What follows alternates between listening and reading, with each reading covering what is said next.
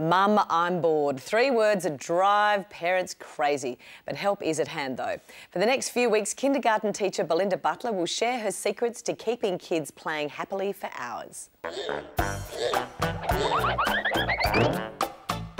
Kids play is really important. It's one of the primary ways children develop the skills and capabilities they need to become effective functioning adults. And as parents, there's lots of different ways you can inspire play using lots of different materials and resources, and many of these are really inexpensive, or you can find them just around the house. Sand is a fantastic medium for children to play with. You can do so much with it. You can dig it, pour it, sculpt it, run it through your fingers, mould it. Children love to play with sand. It's not always necessary to set up elaborate activities.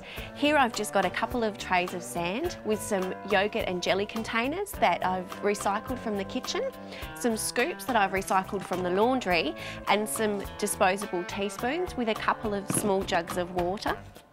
And here the girls are just digging and pouring and making sandcastles and using their imagination and their creativity to do what they want to with the sand. And this sort of activity will keep them busy for a really long time because it's really open-ended and it goes just where their imagination takes them.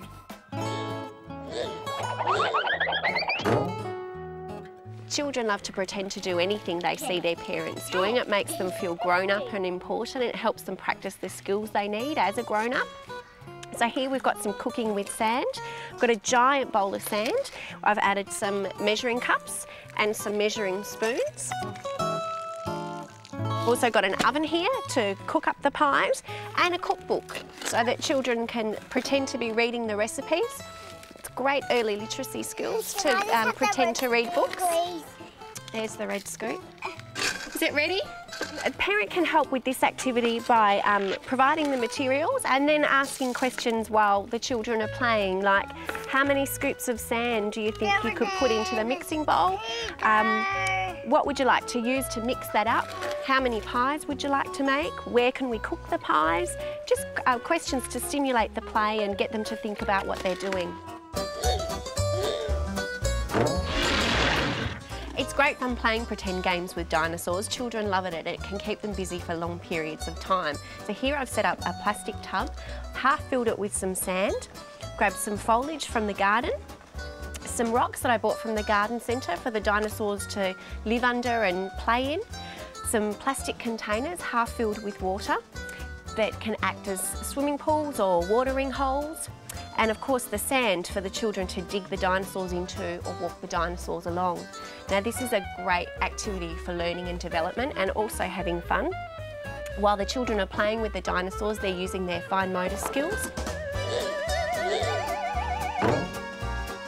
They're also recalling the information that they already have in their heads about dinosaurs, so they're developing their memories and their cognitive skills. There's also usually a lot of talking going on in this sort of pretend play. What are you doing? Now these dinosaurs down here, they haven't had a swim yet. Oh, put me in the water. Oh, that's my head. So even if they're just talking to themselves, they're practicing their language skills, their vocab skills and their pronunciation. So the children having fun and learning in Dino Land. Well, it's amazing how creative our kids can be when we give them the opportunity. Last week, kindergarten teacher Belinda Butler showed us the benefits of sand pits, and today she's focusing on the extraordinary relationship between little people and water. Today I've got some fun ideas with water play.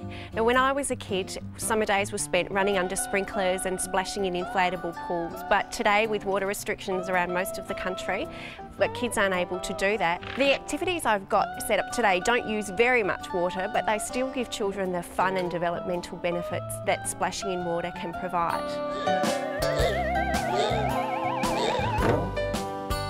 This is a really simple water play activity that allows children to experiment with pouring and filling. All I've done is grab some recycled bottles from the kitchen, a tub of water, some jugs and some funnels. The kids will spend hours pouring, filling, splashing, solving problems of how to fill the bottles, working out how much water will fit into each bottle. There's also lots of eye-hand coordination as they pour the water, and just generally lots of cool fun on a hot summer's day. Whoa, where's that water going? Into the bucket.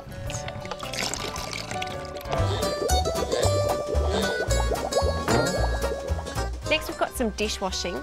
Now, you'll probably be a little bit surprised and perhaps even a bit delighted at how much your children like to do dishwashing. It can keep them busy for really long periods of time.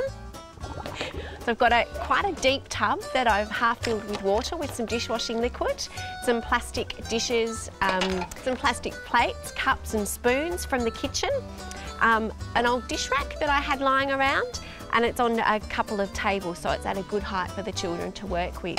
So there's lots of learning going on with this activity too. There's lots of eye-hand coordination, problem solving to get the dishes clean and to get the dishes dry.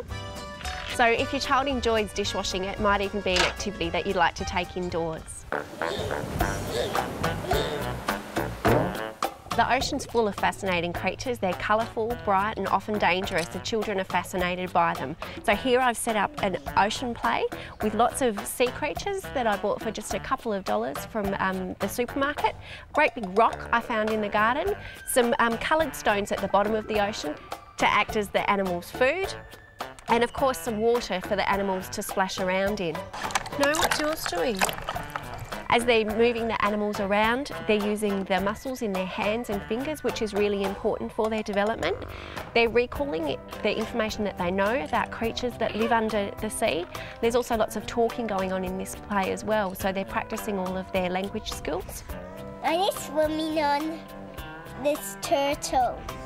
There's also an element of social play too, as they share the creatures, but also as they recreate underwater life. They'll talk about the different social rules in our society and explore the different relationships that the sea creatures could have.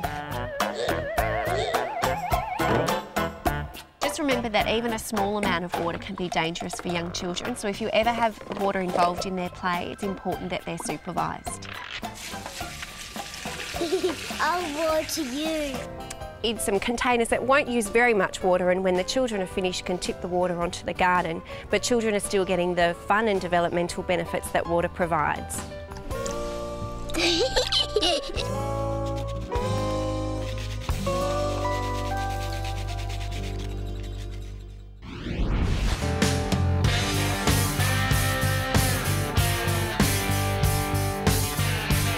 Seeing a small child's imagination come to life is a joy that often brings great laughter and sometimes shock, but imaginative play is a serious business. Today I've got some great activities that bring some inside toys outside. I've got some things that are going to inspire children's imagination. When children are using their imagination, they tend to play for longer periods of time and are more engaged.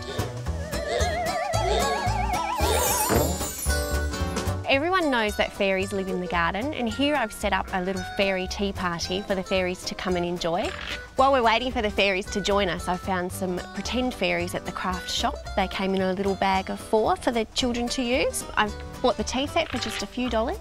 Got some rocks from the garden shop, and the silk flowers came from a discount shop as well.